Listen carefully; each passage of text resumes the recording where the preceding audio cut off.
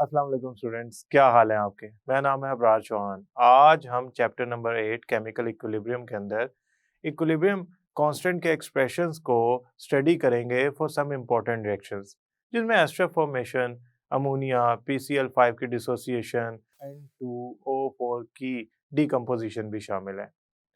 इसमें हम एक्सप्रेशन को ड्राइव करेंगे जनरली मोल्स को कंसीडर करते हुए एज अ जनरल वैल्यू।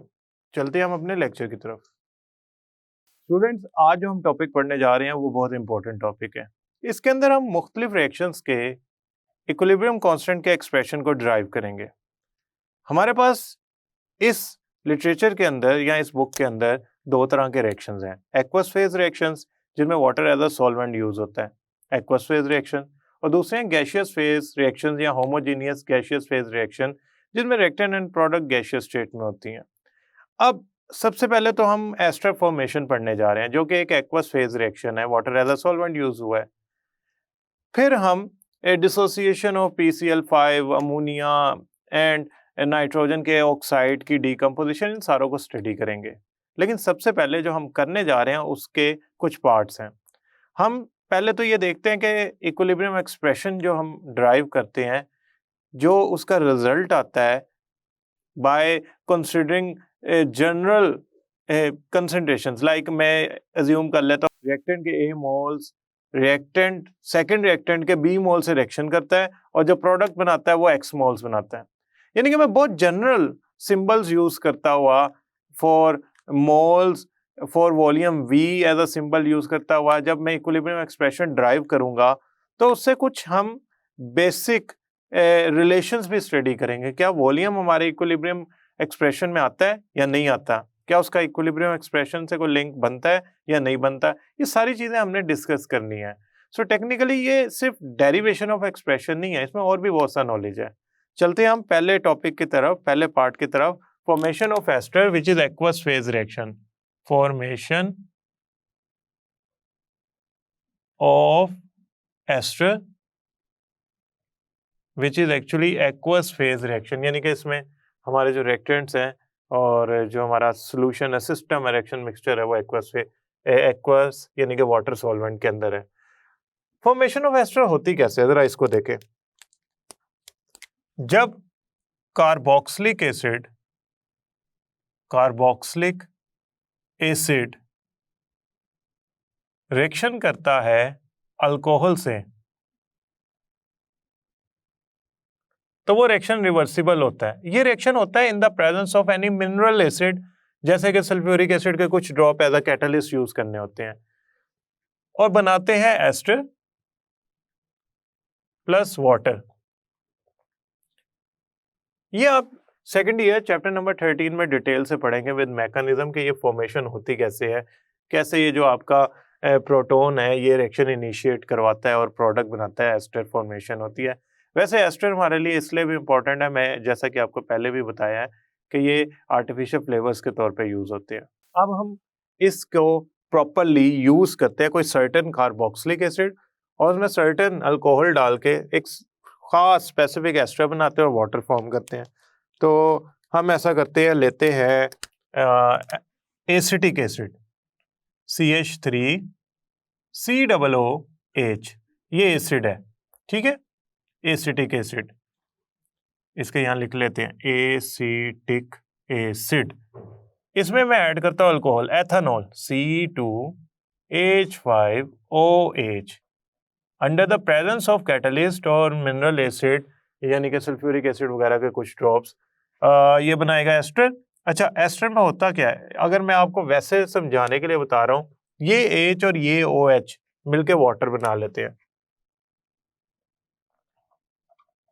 बाकी क्या बचा आपके पास, बचा CH3C और OC2H5,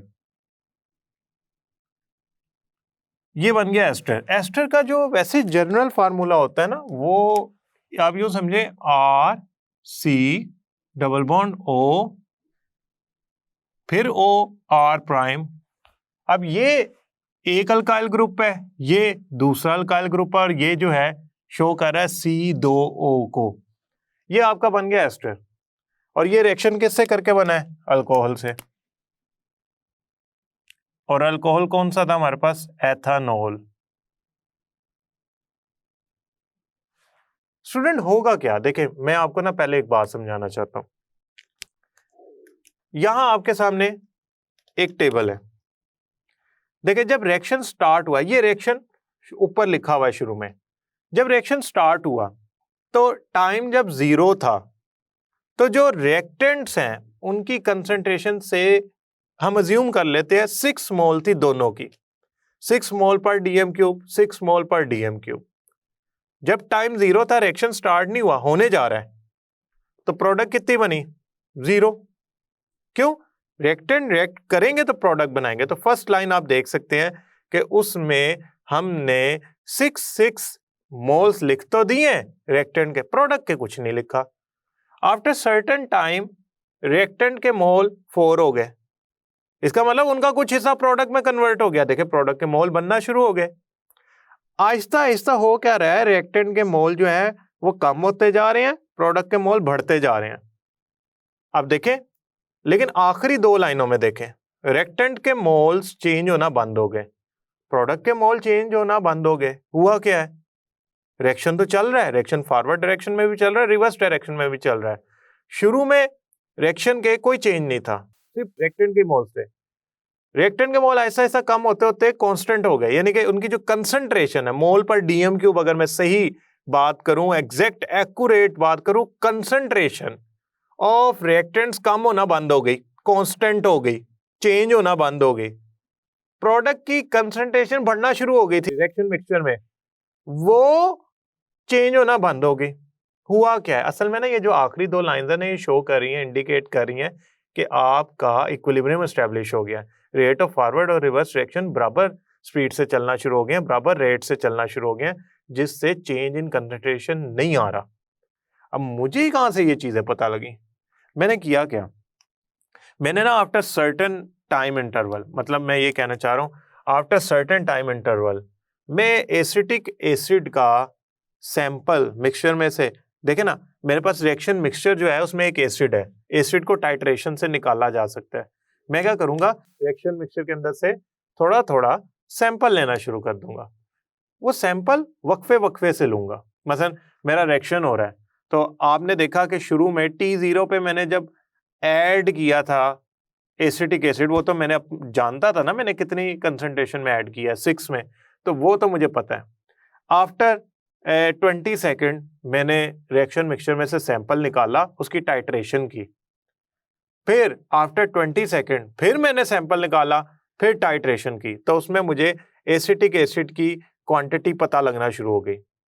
तो टाइट्रेशन के जरिए मैं मुख्तलिफ टाइम इंटरवल्स पे एसिटिक एसिड की कंसंट्रेशन फाइंड करता रहूंगा। जब मेरा रिएक्शन मिक्सचर कंसंट्रेशन चेंज करना रिएक्टेंट की और प्रोडक्ट की बंद कर देगा, वो मुझे कैसे पता लगेगा? मैं पहले 20-20 सेकंड 4 दफा जब मैंने चेंज करके इंटरवल लेके सैंपल लिया 20-20 सेकंड का, तो मेरा जो रिएक्शन मिक्सचर था उसमें चेंज आ रहा था रिएक्टेंट की कंसंट्रेशन में। अब जब मैंने क्या किया, आफ्टर सर्टेन इंटरवल्स सैंपल लेना शुरू किया तो चेंज आना बंद हो गया।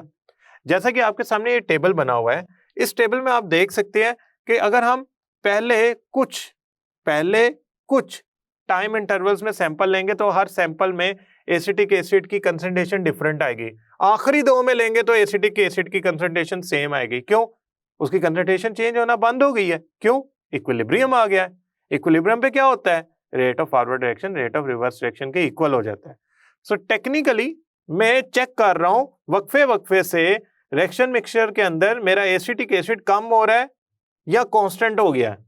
जब मेरा एसिटिक एसिड की कंसंट्रेशन चेंज होना बंद हो गई, यानी कि कांस्टेंट हो गई, तो इक्विलिब्रियम एस्टैब्लिश हो गया। आसान तरीके में मैं इसको सिंपल लाइन में बताऊं। अब ये तो हो गया ना कि मैंने इक्विलिब्रियम एस्टैब्लिश कर लिया, तो मैंने वहां से कंसंट्रेशन निकाल ली।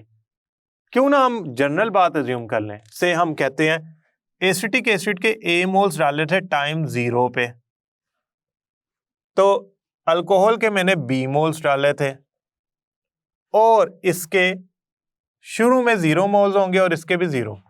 अगर मैंने कंसंट्रेशन बनानी है तो मैं इसको वॉल्यूम से डिवाइड कर दूंगा। अच्छा, after certain time T, after certain time T equilibrium establish हो गया।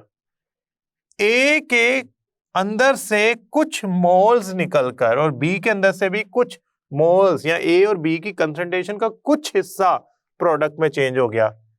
ए में से एक्स निकल गया, बी में से एक्स निकल गया और प्रोडक्ट बन गई एक्स। अगर ये एक्स है तो ये भी एक्स बनेगी, सेम 1 1। अब गौर से देखें, मैंने कंसंट्रेशन में चेंज करना है तो इसे किससे डिवाइड कर दूं? वॉल्यूम से। ये अब मेरे पास इक्विलिब्रियम कंसंट्रेशंस आ गई, यानी कि मेरे इक्विलिब्रियम पे जब एस्टेब्लिश होगा तो मैंने देखा ये कि मेरे इस कंसंट्रेशन ऑफ रिएक्टेंट्स और इस कंसंट्रेशन ऑफ प्रोडक्ट की वैल्यूज आई, यानी कि शुरू में मेरे ए और बी मोल थे और 0 0 मेरी कंसंट्रेशन थी। आफ्टर सर्टेन टाइम इंटरवल ये बन गई। अब मैं क्या करता हूं, केसी लिखता हूं। वो क्या आएगा, देखें, केसी होता है प्रोडक्ट की कंसंट्रेशन डिवाइड बाय रिएक्टेंट की कंसंट्रेशन। प्रोडक्ट की कंसंट्रेशन क्या है? X over v, x over v. Reactant की कंसंट्रेशन क्या है? A minus x over v, b minus x over v. Student ये क्या बन गया एक्सप्रेशन? ये बन गया expression x square over v square, a minus x, b minus x. मैं ब्रैकेट इसलिए लगा रहा हूं ताकि ये मल्टीप्लाई आपस में अभी हुए नहीं है और वॉल्यूम को मैं अलग लिख रहा हूं। ये वॉल्यूम आपस में मल्टीप्लाई होकर स्क्वायर बनाएगा और ये स्क्वायर इससे कैंसिल हो जाएगा, तो पीछे क्या बच गया? X square a minus x, b minus x. ये आ गया equilibrium expression for aqueous phase reaction of ester formation. इसमें वॉल्यूम नहीं आया, लिहाजा वॉल्यूम का इक्विलिब्रियम कांस्टेंट के ऊपर कोई असर नहीं होगा। आपका वॉल्यूम का असर वैसे भी ली शैटलियर प्रिंसिपल, जो हमारा आगे टॉपिक है, उसमें डिस्कस करेंगे कि वॉल्यूम से किस तरह हम इक्विलिब्रियम को डिस्टर्ब करेंगे। बट समहाउ अभी इस एक्सप्रेशन से ये शो हो रहा है कि वॉल्यूम का इक्विलिब्रियम कांस्टेंट एक्सप्रेशन में कोई रोल नहीं है या कोई इन दोनों का आपस में रिलेशन डेवलप नहीं हो रहा। तो अगर तो ये आपके पास लॉन्ग क्वेश्चन आता है तो इसके 3 हिस्सों में आपने करना है। सबसे पहले तो आपने इस रिएक्शन को एक्सप्लेन करना है और दूसरे हिस्से में आपने बताना है कि कैसे हम कंसंट्रेशन के डिक्रीज को मेजर करते हैं with the help of titration. जब कंसंट्रेशन कांस्टेंट हो गई तो हुआ यूं कि हमारे पास इक्विलिब्रियम एस्टेब्लिश हो गया। फिर हम जेनेरिक वैल्यूज को यूज करते हुए इक्विलिब्रियम एक्सप्रेशन को ड्राइव कर लेंगे। अब मैं चलता हूं, ये तो थे ना एक्वस फेज रिएक्शंस, यानी कि ये एक्वस था, ये भी एक्वस था, ये भी एक्वस था। सॉल्वेंट था ना वाटर, और ये वाटर इटसेल्फ लिक्विड है, लिक्विड एक्वस स्टेट के वाटर के मॉलिक्यूल्स हैं तो लिक्विड लिख दिया। अब स्टूडेंट मैं जो पढ़ाने जा रहा हूं आपको, वो पढ़ाने जा रहा हूं गैसियस फेज रिएक्शंस, और उनमें मैं सबसे पहले डिसोसिएशन ऑफ PCl5 पढ़ाने जा रहा हूं, फास्फोरस पेंटाक्लोराइड। फास्फोरस पेंटाक्लोराइड जो है ना वो गैस होती है। जब आप इसे हीट करेंगे हाई टेम्परेचर पे तो it will decompose and it will be converted into PCl3 and Cl2, and it is a reversible reaction. So in reversible reaction there must be an equilibrium that will establish after a certain time. हम इसके लिए देखते हैं कि क्या equilibrium expression जो हम generate करने जा रहे हैं उसमें वॉल्यूम आता है। गैसियस फेज रिएक्शंस के अंदर यूजुअली वॉल्यूम जो होता है वो उन रिएक्शंस को जरूर अफेक्ट करता है। अब हम क्या करते हैं, हम इसके लेते हैं शुरू में A मोल्स, टाइम 0 पे इसके थे A मोल्स। ये तो इसके कितने होंगे? 0 0। क्यों? रिएक्शन अभी स्टार्ट हुआ है। जब रिएक्शन स्टार्ट हुआ तो रिएक्टेंट्स, रिएक्शन अभी बल्कि स्टार्ट भी नहीं हुआ, टाइम 0 है ना, रिएक्शन स्टार्ट ही नहीं हुआ, रिएक्टेंट्स हैं। रिएक्टेंट प्रोडक्ट में कन्वर्ट होंगे तो प्रोडक्ट की मोल्स कुछ बनना शुरू होंगे ना। जब प्रोडक्ट में कन्वर्ट ही नहीं हुआ तो उसके मोल्स कहां से बनने हैं? आफ्टर सर्टेन टाइम टी, जब इक्विलिब्रियम एस्टेब्लिश हो गया, जब after certain time T equilibrium establish हो गया तो A में से X मोल निकलकर इन दो PCl3 और Cl2 में कन्वर्ट हो गए। असल में ये जो फिगर्स हैं, वैल्यूज हैं, इनके आगे न्यूमेरिक भी आते हैं, यानी कि 1 2 3 भी आ सकता है। भला कैसे? देखें, ये जो है ना 1, ये अंडरस्टूड होता है कि अगर इन बैलेंस इक्वेशन में यहां हम कुछ नहीं लिख रहे ना, तो उसका मतलब होता है 1। तो PCl5 के अगर यहाँ 2 लिखा होता तो मैं इसके जो मोल्स प्रोडक्ट में कन्वर्ट होने हैं वो A में से 2 मोल्स यानी 2 टाइम्स X लिखता, और यहां जो होती हैं वैल्यूज वो यहां लिखी जाती हैं। मैं चूंकि इसको मिक्स नहीं करना चाहता बाकी रिएक्शन से, लिहाजा अभी मैं आपको सिर्फ ये बता रहा हूं कि इसमें से मैंने 1x इसलिए माइनस किया है क्योंकि इसके 1 मोल्स प्रोडक्ट में कन्वर्ट हो रहे हैं एज पर रिएक्शन, और इसके 1 मोल्स बन रहे हैं, लिहाजा 1x। फॉर एग्जांपल ये 2 बन रहे होते हैं या 2x लिख देता। खैर अभी छोड़ दें आप उसको। अब मैं क्या करता हूं, इनको कंसंट्रेशन में चेंज करने के लिए डिवाइड करता हूं by volume.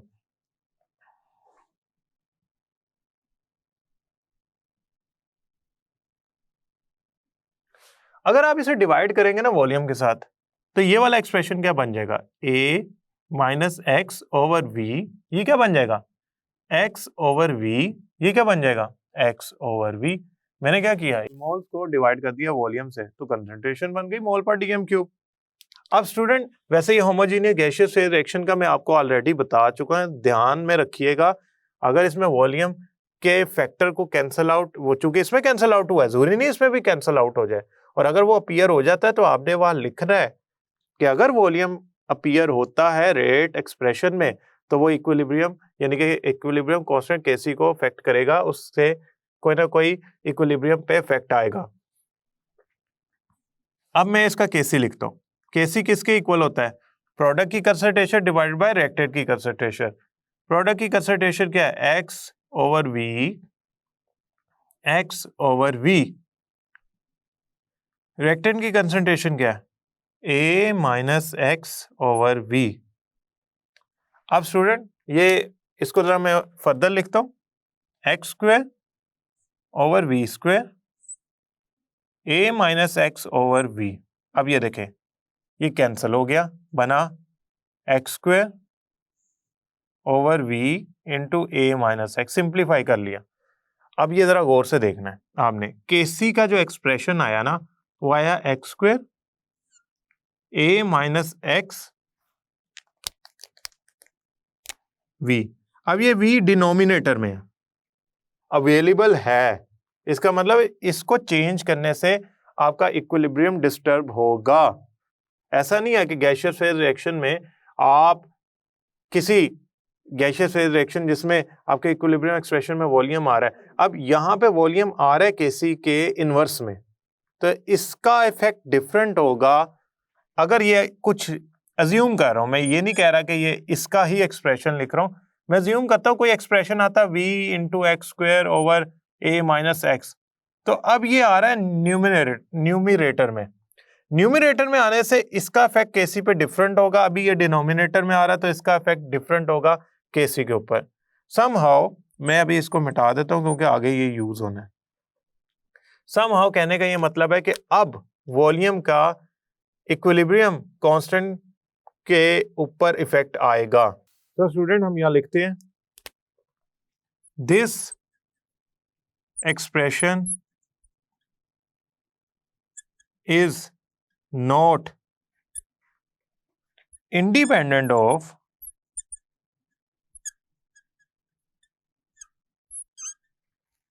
Volume factor.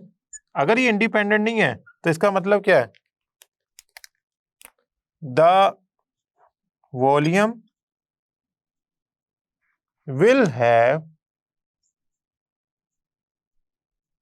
effect on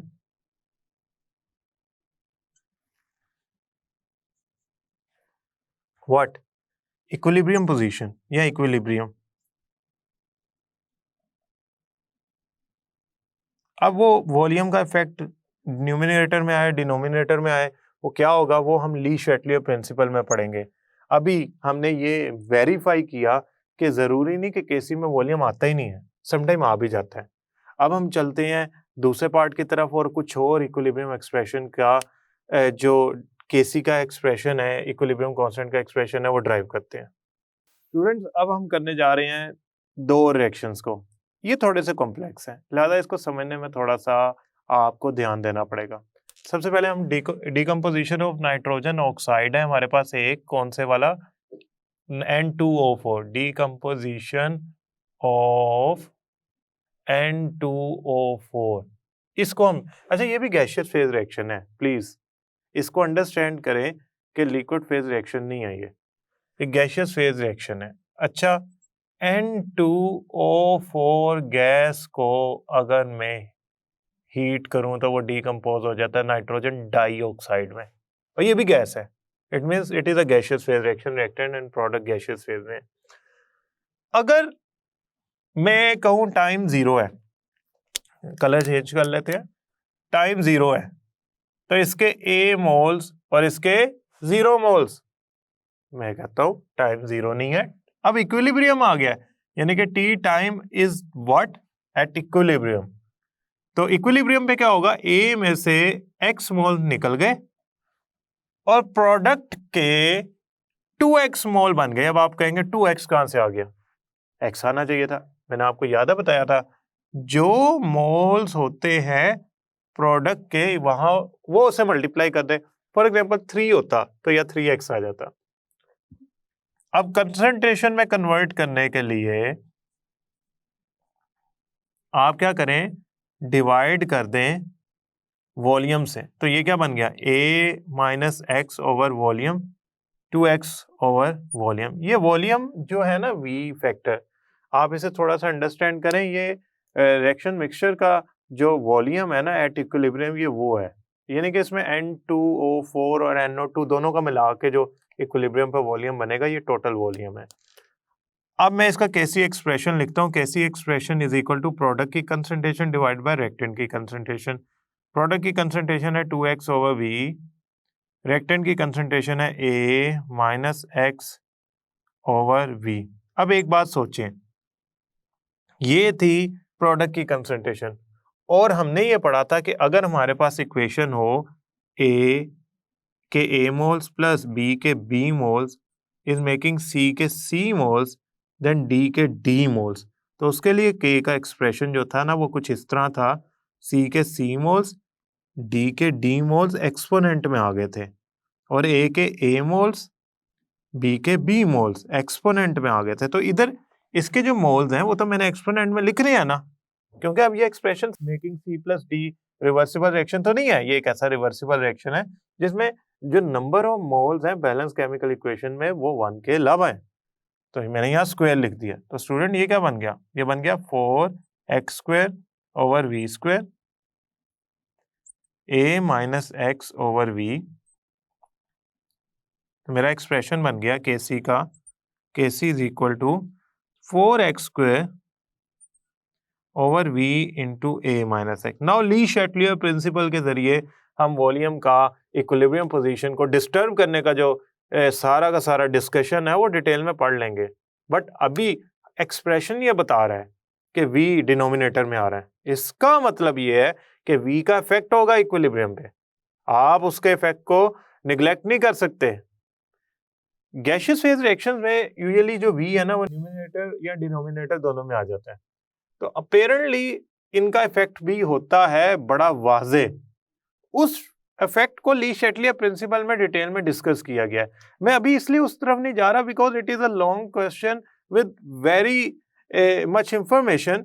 तो अगर मैं उसको थोड़ा सा एक्सप्लेन करूं यहाँ पे, तो वो मेरा ख्याल है कि ये वाला जो लेक्चर है वो उस लेक्चर के मुकाबले में कई गुना ज्यादा लेंथ का हो जाएगा, क्योंकि इसमें इसका अपना नॉलेज भी है, उसका अपना भी है। समहाउ हम ली शैटलियर प्रिंसिपल को जरूर जब पढ़ेंगे तो एक आधा रिएक्शन इसमें से भी ले लेंगे ताकि हमारे कॉन्सेप्ट ज्यादा क्लियर हो जाए। Now next, formation of ammonia, हमारा फेवरेट रिएक्शन जो अक्सर हम पढ़ते रहते हैं, formation of ammonia. N2 reacting with H2 forming ammonia. Now this is 2, this is 3, this is gas, this is gas, this is gas, gaseous phase reaction है ये भी, होमोजेनियस गैसियस फेज रिएक्शन। इसमें वॉल्यूम आएगा। अच्छा खैर, time 0 है, तो इसके कितने मोल्स हैं? ए। इसके कितने मोल्स ऐड किए हैं? बी। इसके कितने हैं? 0। टाइम 0 है ना, रिएक्शन स्टार्ट होगा, प्रोडक्ट बनना शुरू होगी तो उसके मोल्स जनरेट होंगे ना प्रोडक्ट के, वे तो 0 है। टाइम टी गुजरा, यानी कि इक्विलिब्रियम एस्टेब्लिश हो गया। इस टाइम जब मैं लिखता हूं ना तो इसका मतलब समझ आया करें कि इक्विलिब्रियम एस्टेब्लिश हो गया है। अब ये जो कंसंट्रेशन है ए की, उसमें से एक्स मोल निकल के प्रोडक्ट में चले गए, बी में से बी एक्स मोल निकल के प्रोडक्ट में चले गए, लेकिन 3 मोल्स ऑफ आपकी रिएक्टिंग स्पीशीज प्रोडक्ट में कन्वर्ट होती है बैलेंस केमिकल इक्वेशन के मुताबिक। तो यहां पे क्या आएगा? 3। यहाँ 7 होता तो यहाँ पे क्या आता? 3। आप कहेंगे यहाँ क्यों नहीं लगाया? यहाँ पे नाइट्रोजन के साथ क्या है? 1। तो यहाँ पे क्या आएगा? सिर्फ और सिर्फ x। 1x लिख दे। इसके कितने बनेंगे? 2x बनेंगे, 3x बनेंगे, 1x बनेंगे। अच्छा चले मैं 1x लिख देता हूँ। आप कहेंगे नहीं सर, चूंकि इसके 2 मोल्स हैं प्रोडक्ट के अंदर तो यहाँ पे 2x आएगा, 3 होते तो यहाँ पे 3x आता। अब मैं क्या करता हूं, to convert it into concentration divide by v। अब क्या होगा, इन सारों को a minus x over v, b minus 3x over v, 2x over v। अब v जो है, as we know the volume of reaction mixture at equilibrium है।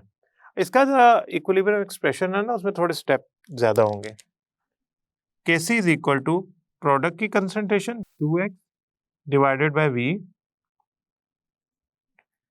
a minus x over v, b minus 3x over v। अब student, as we know कि इसमें certain moles appear हो रहे हैं रिएक्शन के अंदर, तो हमने क्या करना है वो लिख रहे हैं। इसके कितने हैं? 2 मोल्स, एक्सपोनेंट 2, 3 3 1 1। तो ये क्या बनी product?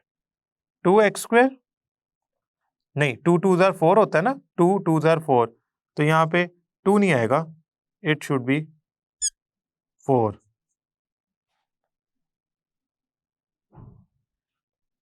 Divided by a minus x over v। अच्छा, इसका जो v है वो स्क्वायर में आ जाएगा, इसका क्या होगा? b माइनस 3x का क्यूब ओवर, इसका भी क्यूब होगा तो वो v क्यूब हो जाएगा। फिर असल में किया क्या है, v वाली वैल्यूज को अलग करने की कोशिश की है। अब मेरा एक्सप्रेशन कुछ यूं बन गया, 4x square over v square, ये दोनों 4 टाइम्स हो जाएंगे, a minus x, b minus 3x का क्यूब ओवर v4। अब स्टूडेंट, ये v4 है। अब स्टूडेंट होता क्या है, मैथ का एक रूल है। मैथ का क्या रूल है? a over b, c over d, ये आपस में मल्टीप्लाई होते हैं, ये आपस में मल्टीप्लाई होते हैं, तो आंसर आएगा AD ओवर BC। तो इसका ये और ये मल्टीप्लाई होंगे, तो V4 जो है v स्क्वायर को कैंसिल कर देगा, तो ऊपर आया 4x square into v square divided by a minus x, b minus 3x का क्यूब। नाउ इसमें न्यूमिनेटर में आया, न्यूमिनेटर में आने से हुआ यूं है कि इसका जो इक्विलिब्रियम पोजीशन पे इफेक्ट आएगा वो इसके मुकाबले में डिफरेंट आएगा, क्योंकि इसमें जो केसी का रिलेशन बन रहा है वी स्क्वायर से वो डायरेक्टली है और इसमें जो है वो इनवर्सली है। आई होप स्टूडेंट ये लेक्चर आपको समझ आया होगा। नेक्स्ट लेक्चर तक के लिए अल्लाह हाफिज।